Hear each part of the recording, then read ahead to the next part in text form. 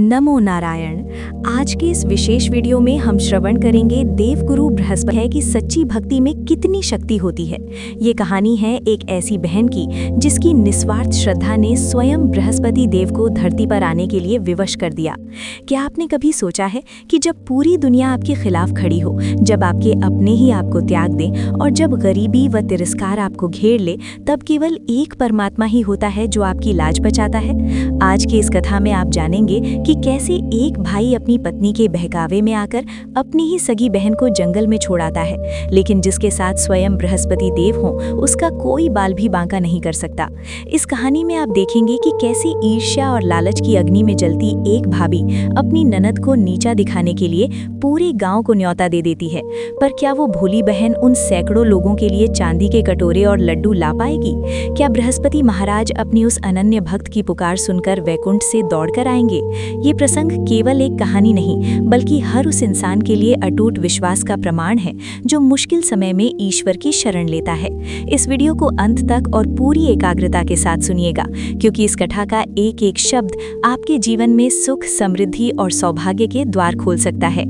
तो चलिए पूरी श्रद्धा के साथ शुरू करते हैं बृहस्पति देव की कृपा और एक भक्त के अडिग विश्वास की ये अद्भुत और अलौकिक कहानी। बृहस्पतिवार की ये पावन, मंगलकारी और हृदय को भक्ति के रस में सराबोर कर देने वाली कथा हमें उस परम सत्य का बोध कराती है, जहाँ एक भक्त का निस्वार्थ प्रेम और अटूट संकल्प स्वयं सृष्टि के पालनहार को वैकुंठ छोड़कर धरती पर आने के लिए विवश कर देता है। ये कथा केवल शब्दों का समूह नहीं, बल्कि हर उस भक्त के लिए एक मार्गदर्शिका है जो जीवन के संघर्षों में अकेला महसूस करता है और जिसे ये ज्ञात नहीं होता कि उसके साथ साक्षात ब्रह्मांड के गुरु गुरु बृहस्पति खड़े हैं। प्राचीन काल के उस सतयुगी वैभव की बात है, जब ऋषियों मुनियों का तप और देवताओं का आशीर्वाद मनुष्य के कर्मों के आधार पर साक्षात फलीभूत होता था। एक अत्यंत सुंदर, शांत और धन धान्य से परिपूर्ण गांव में एक भाई और उसकी छोटी बहन निवास करते थे।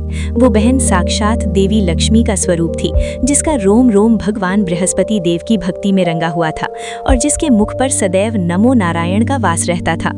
उसने बचपन से ही ये कठोर नियम धारण किया था कि वो प्रत्येक गुरुवार को पूरी श्रद्धा और सात्विक भाव के साथ बृहस्पतिवार का उपवास रखेगी और ब्रह्म मुहूर्त में उठकर किसी पवित्र नदी में स्नान करने के पश्चात पीली वस्त्र धारण कर केले की दिव्य वृक्ष की जड़ में गंगा जल अर्पित करेगी और चने की दाल, गुड़ और मुनक्के से उनका विधि विधान से पूजन करेगी।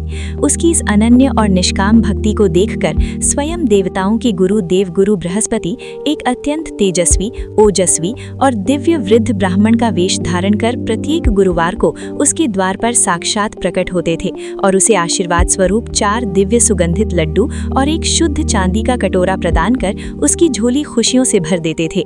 वो कन्या उन चांदी के कटोरों को अपनी एक छोटी, साधारण और अंधेरी कोठरी के कोने में सहेज कर रखती जाती थी, क्योंकि उसे भौतिक धन का कोई लोभ नहीं था। उसका असली धन तो प्रभु के चरणों की धूल और उनका स्मरण ही था। परंतु संसार की ये शाश्वत रीत है कि जहाँ प्रकाश का पुंज होता है वहाँ अंधकार की छाया भी होती है और जहाँ निर्मल भक्ति होती है वहाँ ईर्ष्या की अग्नि भी सुलगती है। उस कन्या की भाभी का हृदय अत्यंत संकुचित, लालची और कुटिल स्वभाव का था। वो दिन रात दूसरों की उन्नति से जलती रहती थी।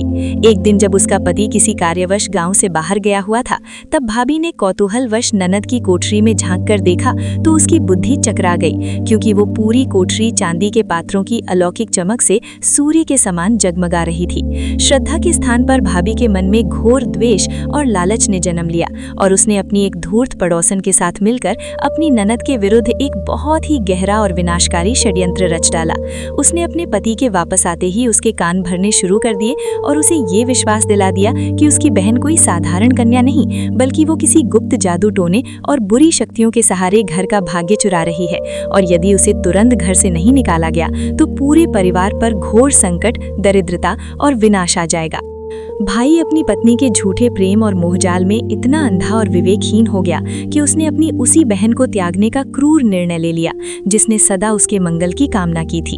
अगले गुरुवार को भाई ने छल का सहारा लिया और अपनी बहन से कहा कि जीजी, आज हम तुम्हें तुम्हारे ननिहाल ले चलेंगे और वहाँ बहुत बड़ा उत्सव है। वो बहन अपनी दिव्य अंतरात्मा से सब कुछ जानते हुए भी मौन रही, क्योंकि उसे अपने प्रभु की न्याय शक्ति पर पूर्ण विश्वास था। उसने बस मार्ग में इतनी विनम्र प्रार्थना की कि भैया भैया, जहाँ कहीं भी तुम्हें केले का पवित्र वृक्ष और भगवान का कोई प्राचीन देवालय दिखे, मुझे बस वहीं विश्राम करने देना। भाई उसे लेकर एक अत्यंत दुर्गम, घने और हिंसक पशुओं से भरे डरावने वन में चला गया और उसे वहां अकेला छोड़ गया ताकि उसकी दुर्दशा देख सके। उस भयावह और सन्नाटे से भरे जंगल में भी उस बालिका ने तनिक भी विचलित नहीं हुए अपनी व्रत की मर्यादा और नियम को टूटने नहीं दिया। उसने वन की शीतल सरिता में स्नान किया, मिट्टी से वेदी बनाई और केले के वृक्ष की वंदना कर पूरी तन्मयता और करुणा भरे स्वर में बृहस्पति देव की अमर कथा सुनाने लगी। जैसे ही कथा की पूर्णाहुति हुई, वैसे ही पूरा वन दिव्य प्रकाश और पारिजात के फूलों से महक उठा और स्वयं देवगुरु बृहस्पति अपने स्वर्णिम रथ पर सवार होकर वहां प्रकट हुए। उन्होंने अपनी भक्त को साक्षात दर्शन दिए, उसे लड्डू व चांदी का कटोरा प्रदान किया और उसकी सदैव रक्षा करने का अभय वचन दिया। ये अद्भुत और अलौकिक दृश्य देखकर भाई के हृदय का सारा अंधकार क्षण भर में दूर हो गया और वो फूट फूट कर भगवान के चरणों में गिर पड़ा। प्रभु ने उसे गंभीर और गर्जना भरे स्वर में चेताया कि हे अज्ञानी मनुष्य, तूने एक महासाध्वी और पवित्र आत्मा का अपमान किया है। इसी की तपस्या और पुण्य के कारण तेरा घर आज फलीभूत है। भाई अपनी भूल सुधार कर और अपनी बहन से क्षमा मांगकर उसे वापस घर लाया, परंतु भाभी की ईर्ष्या की ज्वाला अभी भी शांत नहीं हुई थी। उसने अपनी अंतिम चाल चलते हुए पूरे गांव में ये सार्वजनिक घोषणा करवा दी कि इस आने वाले गुरुवार को मेरी ननद के भगवान सबको साक्षात दर्शन देंगे और गांव के हर एक बच्चे को चांदी का कटोरा और स्वर्ण जैसे दिव्य लड्डू प्रसाद में मिलेंगे।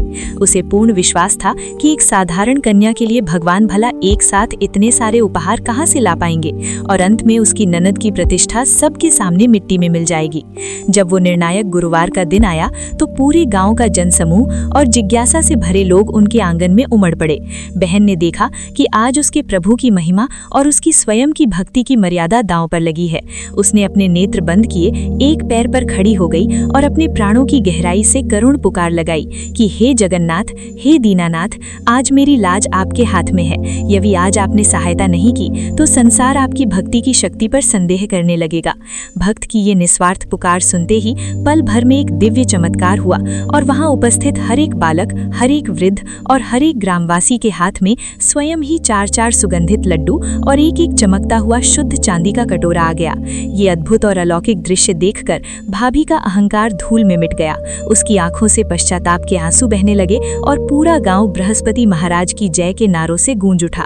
उस दिन के पश्चात उस घर में सुख, शांति, समृद्धि और अखंड सौभाग्य का स्थायी वास हो गया और वो महान बहन जीवन भर प्रभु की सेवा करती हुई अंततः वैकुंठ धाम को प्राप्त हुई।